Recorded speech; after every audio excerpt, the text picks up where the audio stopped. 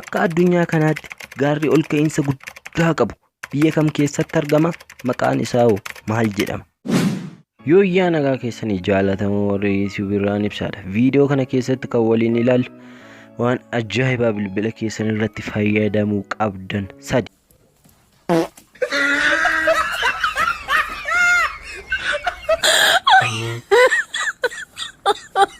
My God.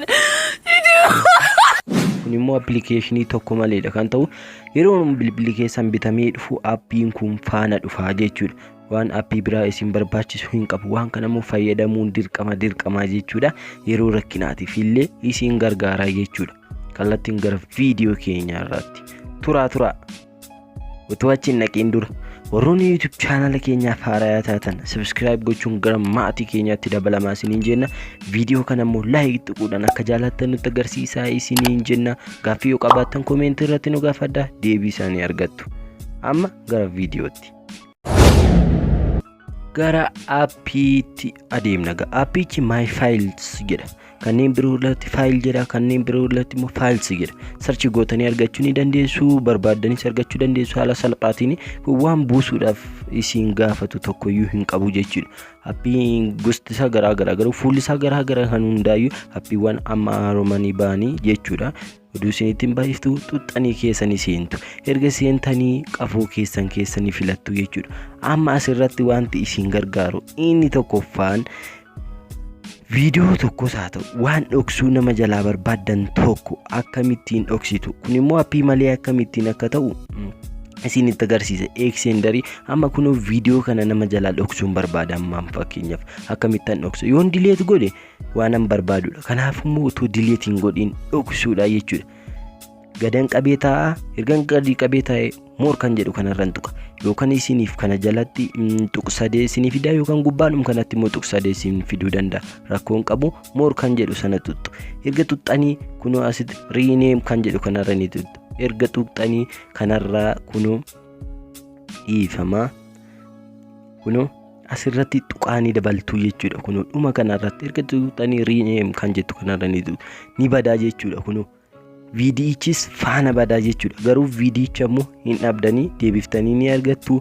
Haa ta'u iyyuu malee haala kanaatiin dhoksuu ni dandeessu jechuudha. Waan nama jalaa dhoksuu barbaadan san balleessuu isin hin barbaachisu, appii biraa isin hin barbaachisu, deebisuu immoo ni dandeessu haala salphaa ta'eetiin. Ichaa fi wantoota balleesse faayilicha deebifadheen isinitti agarsiisaa jechuudha.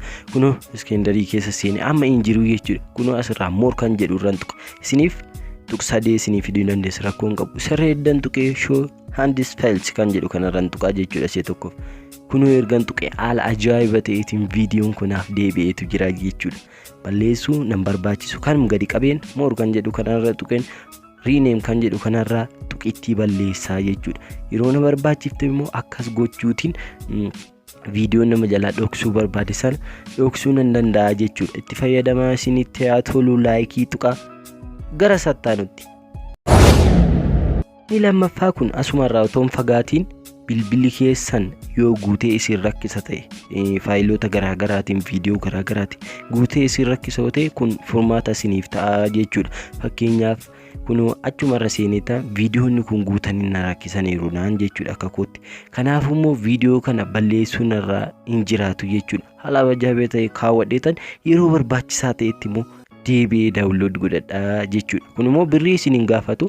Uma birrii isin hin gaafatu. Kunoo asirraa tuqsadee irra nu dhiftu. Yookaan immoo more kan koo more waan jedhuuf more irra dhufa. Compress kan jedhu kanaan tuqa. Ergan tuqee kunoo asii jijjiiruu ni danda'a maqaa isaa. Kun amma fakkeenyaaf ibsaa. Kunoo ibsaa apps. Kunoo naaf haa ta'u compress kan jedhu kanaan tuqa. Ergan tuqee kunoo compress naaf godhaa jechuudha. Kunoo nan eegaa hanga afuriitti kompireesnaa godhaa taa'aa jechuudha.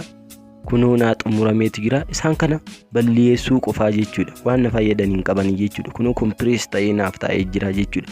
Viidiyoota kan delete kunoo delete godhee isinitti agarsiiseetan jira. Kun immoo naaf ta'a bakka guutee na rakkisuuf furmaata naaf ta'a jechuudha. Yeroon barbaade irrumaan tuqa.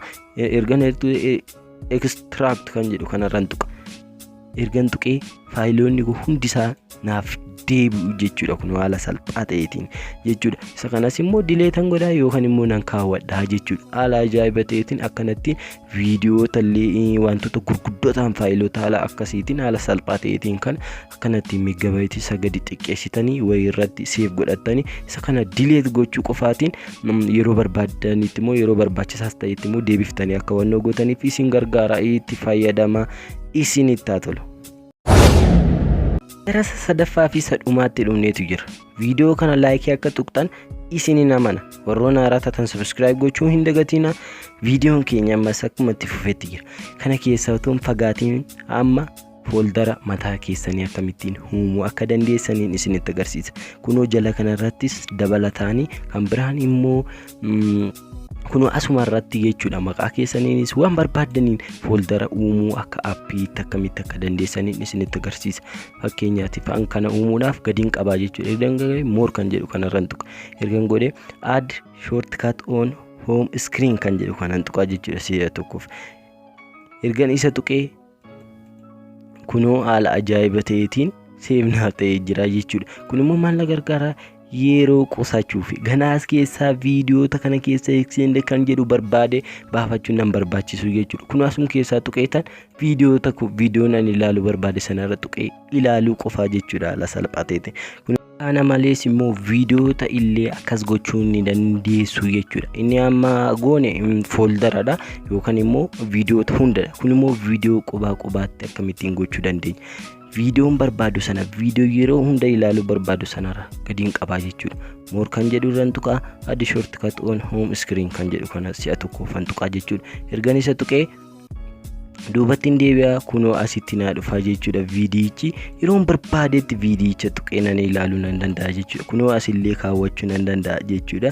Iddoon barbaade kaawwadhee akkuma appilikeeshiniitti viidiyoota naanneessuu barbaadetti garagalchee viidiyicha yeroo barbaadetti ilaaluu jechuudha. Waa tokko yaadachuufis isin gargaara. Kun yeroo keessan akka qusataniif haala salphaa ta'eetiin kan xuxxanii keessa seenuu qofaa jechuudha. Viidiyoo ilaaluu barbaadan wantoota addatti ilaaluu barbaadan jechuudha. Kanumaaf isin gargaaraa itti fayyadamaa akka isinitti tole viidiyoon irraa abdii guutuun qaba. Gaaffii isin gaafadheetan ture. Gaaffichis immoo lafti guddaa addunyaa kana yookaan ol dheerinsa guddaa qabu gaarri addunyaa kana biyya kamitti argama?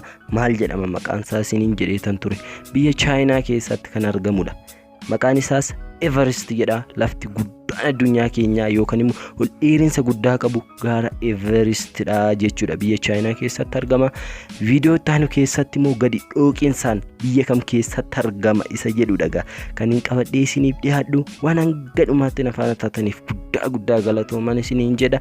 Viidiyoo biraatiin next hanga walitti deebinutu naganaaf ta'a.